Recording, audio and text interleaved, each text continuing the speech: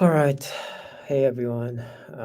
Welcome to another day, another session. Right now is 11:34 a.m., March 8th, um, Pacific Standard Time. Just had a rough day today.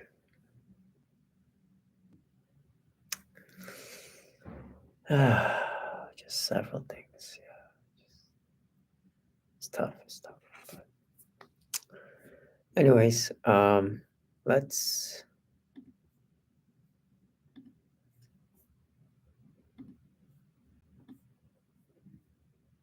let's do some Bible reading and prayer to get the day started.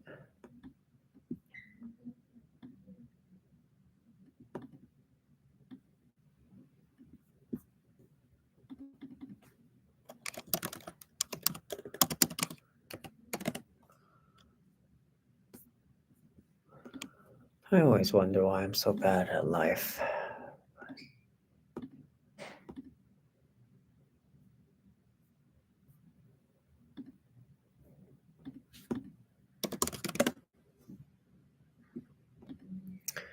Today I'm a little bit behind in life, so let's just do 10 minutes. We'll be reading from Genesis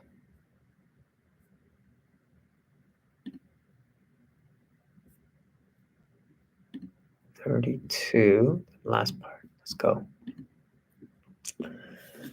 Lord, just want to thank you for your word. Would you allow me to understand and apply what I read into my life?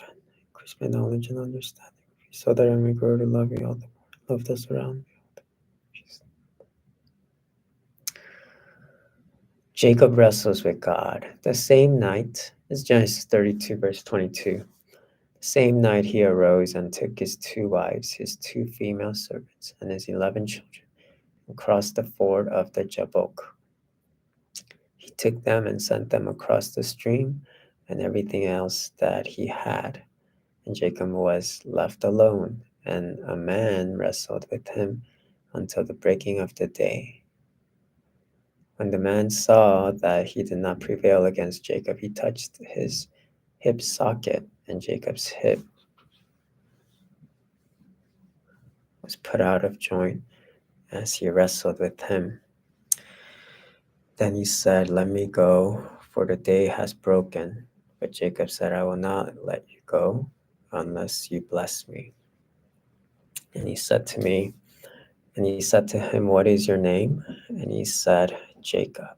Then he said, "Your name shall no longer be called Jacob, but Israel.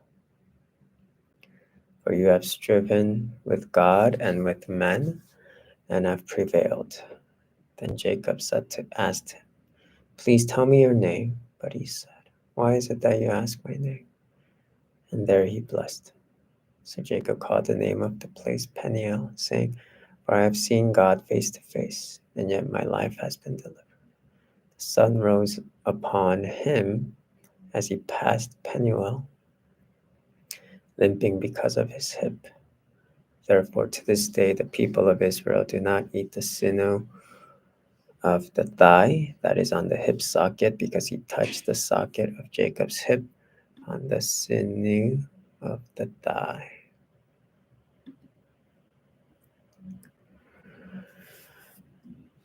And Jacob is wrestling with God there. Theophany, a lot of people say it's Christophany. Jacob is grabbing God and saying, "I will not let you go unless you bless me." And God says, "You will be called Israel, because you striven with God and you prevailed." And God blessed. And Jacob named that place Peniel or Penuel. And then now he has a limp for the rest of his life, which is so interesting to me because,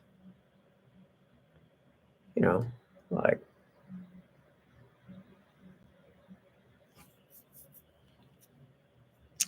That's how he was blessed, with that limp.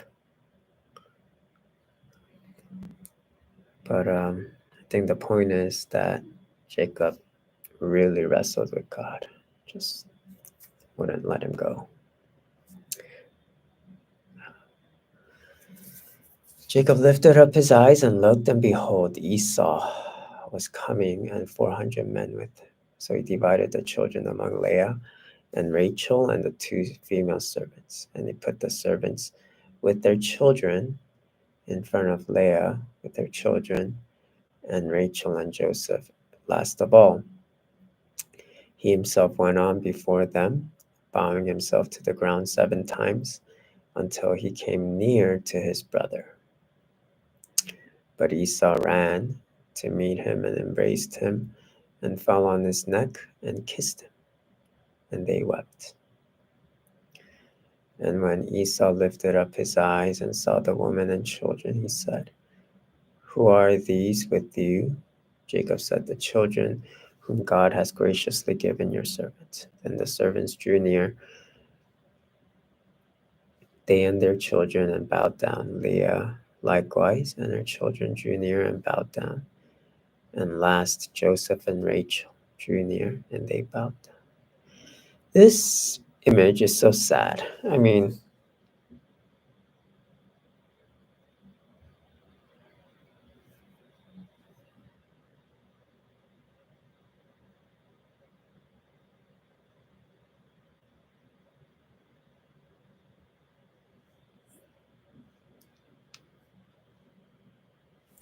sorry, I keep getting distracted. But yeah, it's just, it's what I would do. I'm a coward. But, it's like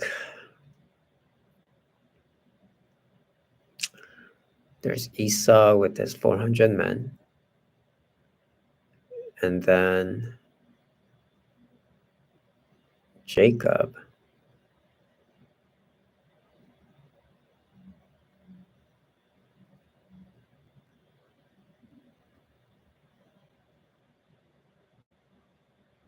puts his servants and his children in front, and Leah and her children, and then Rachel and Joseph.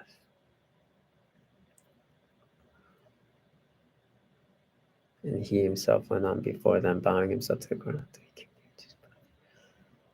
Yeah, wow.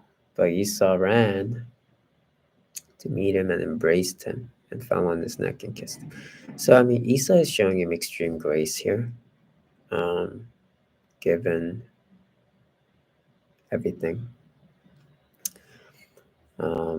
But yeah, Esau lifted up his eyes and saw the women and children. He said, "Who are these with you?" Jacob said, "The children whom God has graciously given your servant." And the servants drew near, they and their children, and bowed down. Leah likewise and their children drew near and bowed down.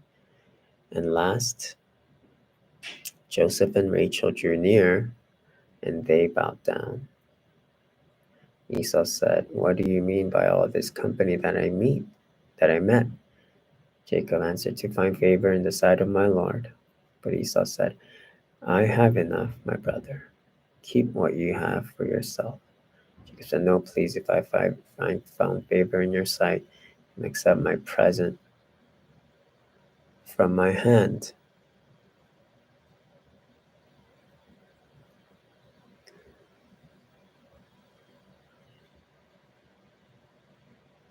For I have seen your face, which is like seeing the face of God, and you have accepted me. Please accept my blessing that is brought to you, because God has dealt graciously with me, and because I have enough. Thus he urged him, and he took it.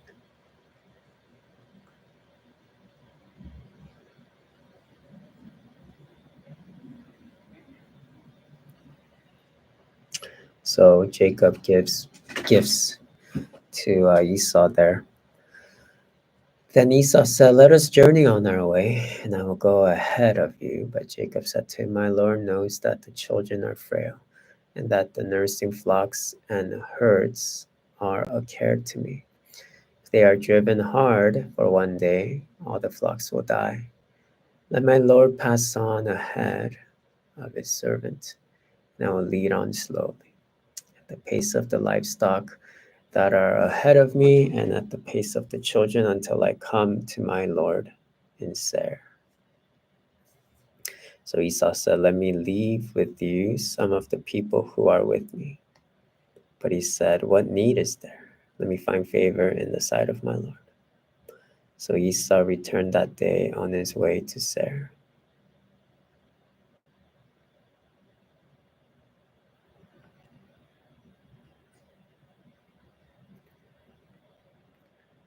But Jacob journeyed to Succoth and built himself a house and made booths for his livestock. Therefore the name of the place is called Succoth. And Jacob came safely to the city of Shechem, which is in the land of Canaan, on his way to Padan Aram, and he camped before the city. And from the sons of Hamor, Shechem's father, he bought for 100 pieces of money the piece of land on which he had pitched his tent. There he erected an altar and called it El Elohi Israel.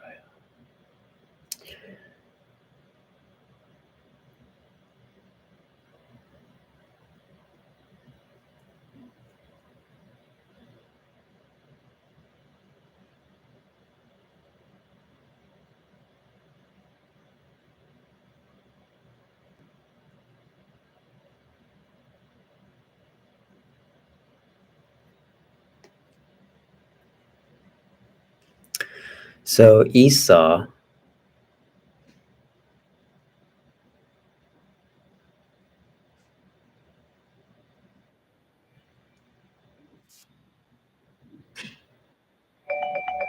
Jacob and Esau separate now. Yeah, it's the gist of that. Um,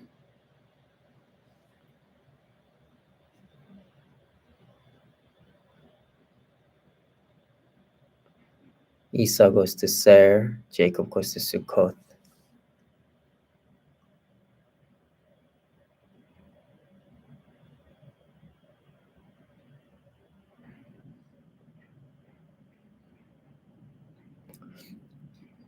And there you have it. All right. So that was Genesis, part of Genesis 32, the latter half or latter part of Genesis 32, and then the entire chapter of Genesis 33. Let's pray.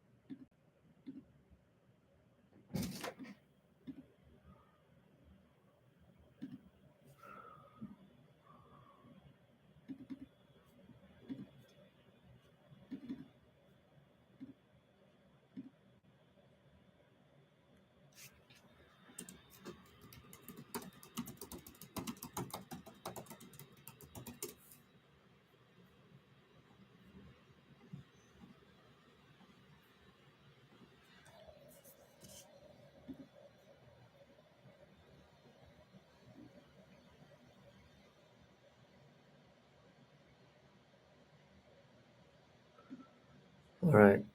For the prayer time, I'm going to silent mute myself.